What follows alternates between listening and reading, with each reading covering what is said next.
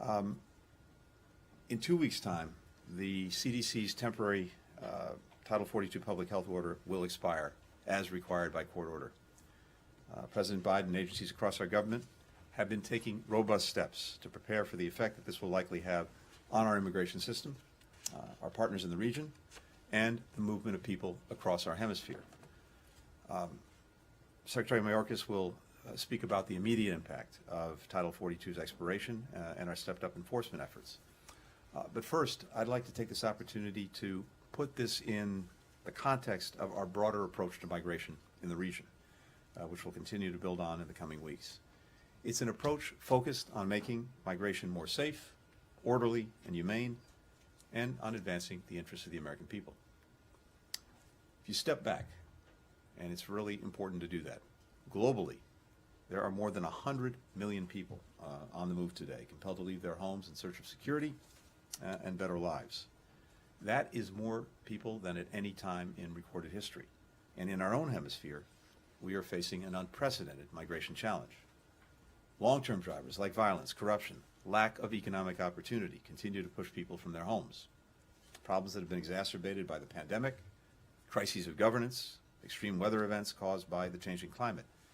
20 million people are displaced across this hemisphere, and the strain on transit and host countries is high.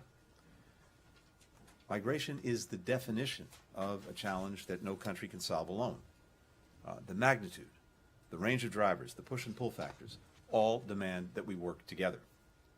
That's why last summer, President Biden brought together leaders from nations across the Western Hemisphere to agree to the Los Angeles Declaration on Migration and Protection. 21 countries have joined that declaration. The LA Declaration is an acknowledgement of our shared responsibility on migration and our shared commitment to work together and leverage the strengths of partners across government, civil society, the private sector, humanitarian organizations, multilateral organizations, all coming together to address this challenge. So let me highlight some of the ways the United States is working with our partners in the region on migration so as to take, among other things, pressure off our borders by giving people alternatives to making a hazardous journey to seek asylum in the United States. Of course, fundamentally, we're working to tackle the root causes of migration so that people don't have to leave their homes in the first place. That includes investing and redirecting and mobilizing resources toward greater economic opportunity, as we've done through the more than $4.2 billion in private sector commitments that Vice President Harris has helped to secure for North and Central America. These investments by businesses and social enterprises will sustain and create jobs, connect people to the digital economy, expand access to financing, provide training and education for young people and workers, and improve economic livelihoods across the region.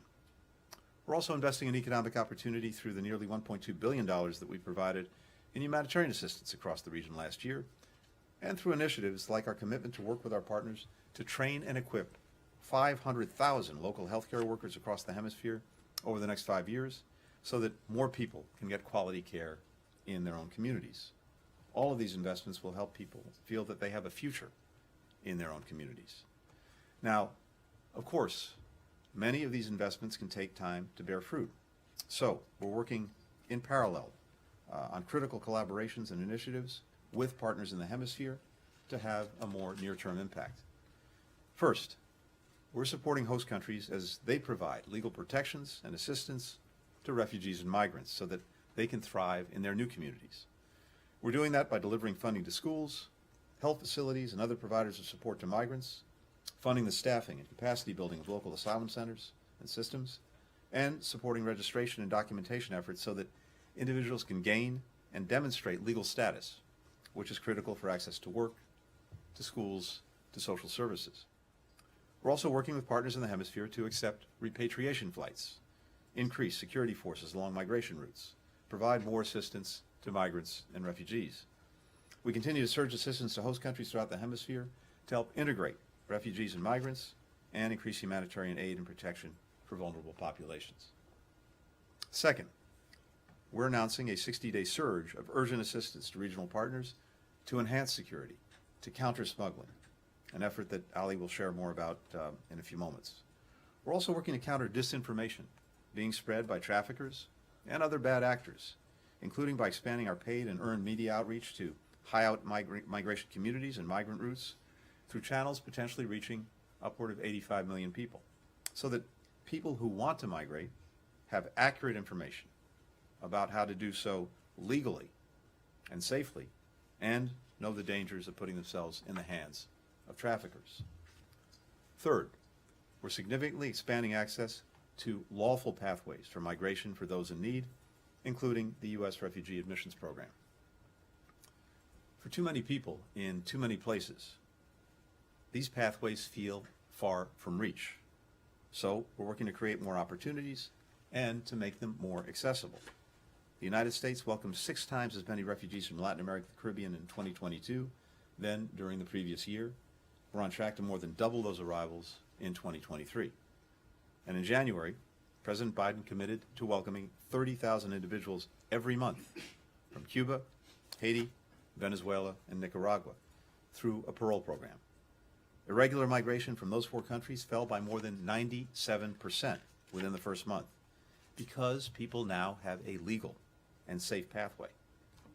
That means tens of thousands of people are no longer making the perilous overland journey to our border or putting themselves at the mercy of abusive smugglers. We're partnering with both national and international NGOs to connect the most vulnerable populations, including religious minorities, political dissidents, LGBTQI+ persons, and survivors of gender-based violence, to expedited resettlement processes. We're developing new ways to increase the scope and effectiveness of our migration system, like Welcome Corps, which for the first time ever allows American individuals to sponsor refugees. And soon, we will stand up regional processing centers in select locations in the region. I want to thank Colombia and Guatemala specifically for their role as excellent partners of the United States in these efforts. These centers will be operated by international organization partners and improve qualified individuals' access to accelerated refugee resettlement processing, family reunification, and labor pathways in the United States. There'll also be a referral point for lawful pathways as well as humanitarian refugee protections in other countries like Canada and Spain. These centers will take a hugely important step to prevent people from making the dangerous journey to the border by providing a much safer legal option to migrate that they can pursue in and from their own countries. It's a new and innovative approach that does right by people who want to migrate and that enhances security and stability in the region. Good morning. Thank you, Secretary Blinken. As the Secretary described, this is a hemispheric challenge that demands hemispheric solutions. Working with our neighbors in the region, we can and will reduce the number of migrants who reach our southern border. The regional processing centers announced today will be a critical addition to the programs and processes DHS has in place for qualifying individuals to obtain authorization to enter the United States before arriving at our borders. This is particularly important because we have a humanitarian obligation to cut the smugglers out. We have seen a dramatic rise in the reach, sophistication, and cruelty of the smuggling organizations over the past 10 years and the challenges that presents. The comprehensive plan we have developed and are executing takes this reality into account. We are building lawful pathways for people to come to the United States without resorting to the smugglers. At the same time, we are imposing consequences on those who do not use those pathways and instead irregularly migrate to our southern border. This plan has proven effective. Building on the success of Uniting for Ukraine, we created parole processes for qualifying Cubans, Haitians, Nicaraguans, and Venezuelans, and we expelled individuals from these countries who sought to enter at our southern border. We have seen a high degree of interest in these parole processes and a dramatic drop in encounters from these nationalities. Overall, the number of Border Patrol encounters in March 2023 was down 23% compared to March of last year. When people have safe and orderly pathways to come to the United States and face consequences for failing to do so, they use those pathways. After May 11th, our court-compelled use of Title 42 will end, and we will once again process all migrants under Title 8 of the United States Code. This is a long-standing immigration enforcement authority that multiple administrations, Republican and Democratic alike, have used to process individuals. It carries stiff consequences for irregular migration, including at least a 5-year ban on reentry and potential criminal prosecution for repeated attempts to cross unlawfully. The return to processing migrants under Title VIII authorities will be swift and immediate. We have been preparing for this transition for more than a year and a half. Notwithstanding those preparations, we do expect that encounters at our southern border will increase, as smugglers are seeking to take advantage of this change and already are hard at work spreading disinformation that the border will be open after that. High encounters will place a strain on our entire system, including our dedicated and heroic workforce and our communities. The smugglers' propaganda is false. Let me be clear. Our border is not open and will not be open after May 11th. Today, we are announcing the expansion of our plan to build lawful pathways and to impose consequences for failure to use those pathways. First, the Department of Homeland Security is proud to work with the State Department in establishing the regional processing centers that Secretary Blinken described. We are dedicating specially trained refugee officers to the centers. They will interview applicants for the U.S. Refugee Admissions Program and provide for the swift processing of a greater number of individuals. In addition to refugee processing, migrants may be screened at these centers and referred to pursue additional pathways to the United States or to other countries for which they may be eligible. Second, we are streamlining the long-established family reunification parole processes for Cubans and Haitians so that individuals from these countries with approved family-based petitions can more quickly reunite with their families here in the United States. Third, I have directed my team to develop family reunification processes that will extend this well-recognized model to certain individuals from El Salvador, Guatemala, Honduras, and Colombia. More information about these processes will be available by May 11th. Fourth, we will continue the successful processes we announced in January. Through our CBP One mobile app, we will enable individuals to schedule more appointments at ports of entry, consistent with Title VIII processing. The Cuba, Haiti, Nicaragua, and Venezuela parole processes, as well as the corresponding returns to Mexico for those without a legal basis to remain, will continue. At the same time, we are imposing consequences for individuals who do not use our lawful pathways. Beginning on May 12, we will place eligible individuals who arrive at our southern border in expedited removal proceedings. Those who arrive at our border and do not have a legal basis to stay will have made the journey, often having suffered horrific trauma and having paid their life savings to the smugglers, only to be quickly removed. They will be removed most often in a matter of days and just a few weeks. Unlike the Title 42 Public Health Authority, the penalty for being removed from the United States under Title VIII through expedited removal and other immigration laws we will be enforcing is not just removal. An individual who is removed is subject to at least a 5-year ban on admission to the United States and can face criminal prosecution for any subsequent attempt to cross the border illegally. We will process eligible single adults for expedited removal while they are in our Border Patrol and Immigration and Customs Enforcement facilities. U.S. Citizenship and Immigration Services will be conducting any credible fear interviews. We have expanded our holding capacity and set up equipment and procedures so that individuals have the ability to access counsel.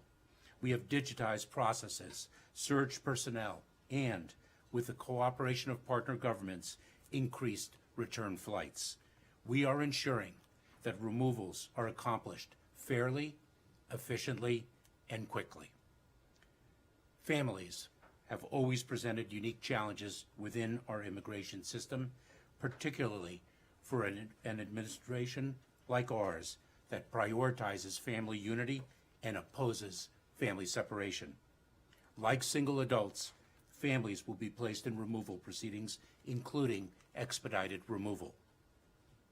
We are currently focused on utilizing the full spectrum of our alternatives to detention programs, including GPS monitoring and enhanced supervision such as curfews and expanding case management services. This will be coupled with more stringent measures for those who do not comply. The same principle will apply to single adults and families. They will have an opportunity to seek protection or other relief from removal. If they receive a final order of removal, we will enforce the law and they will be removed. In addition to our land border, we will continue to confront the challenge of migration on our seas. Since we announced our parole processes for Cubans, Haitians, Nicaraguans, and Venezuelans, we have made it clear that those who arrive at our southern border are not eligible for the parole processes. We are announcing today that ineligibility will now extend to individuals who take to the seas and are interdicted trying to arrive at our maritime borders. We have seen too many people, families, women, children, perish in the rough seas. We have increased the presence of our United States Coast Guard to interdict migrants trying to reach the United States by sea. We have saved countless lives, and we have returned the migrants to their home countries. That will continue. In addition, we are finalizing the regulation that the Departments of Justice and Homeland Security jointly proposed earlier this year.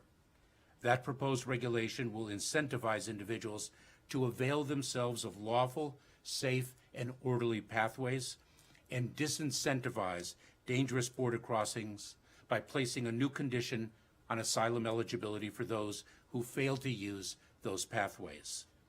The Departments of Justice and Homeland Security aim to have the rule finalized by May 11 and will swiftly implement it. The work we have been performing to prepare for post-Title 42 continues, as I have previously outlined in our six-pillar plan.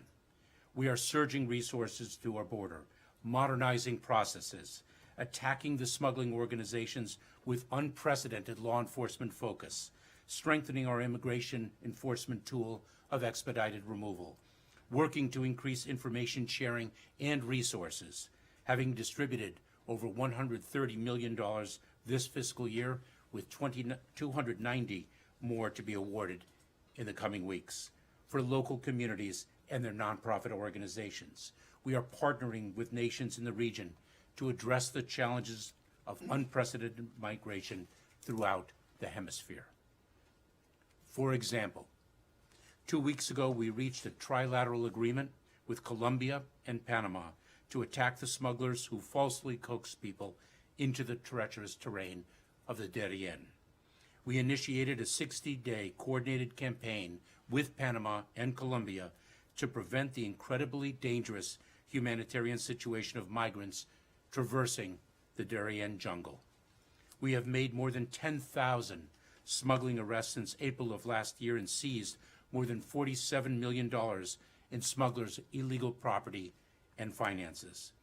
The Canadian commitment to accept an additional 15,000 migrants was part of a complementary effort to create lawful pathways. Everyone agrees. Everyone agrees our immigration system is outdated and badly broken.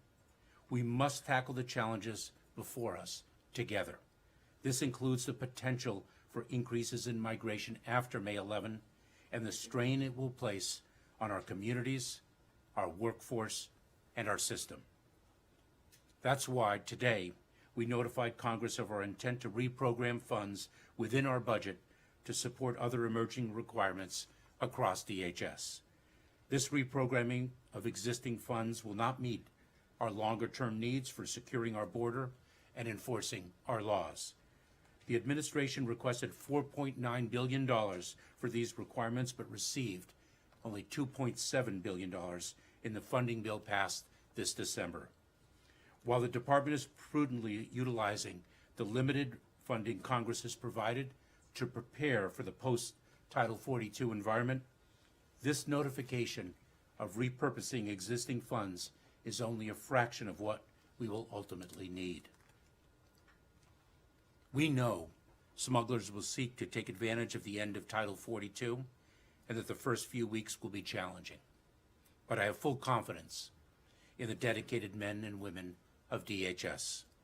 We will do all we can to manage our border and increased encounters in a safe, orderly, and humane way. We are working with our regional partners.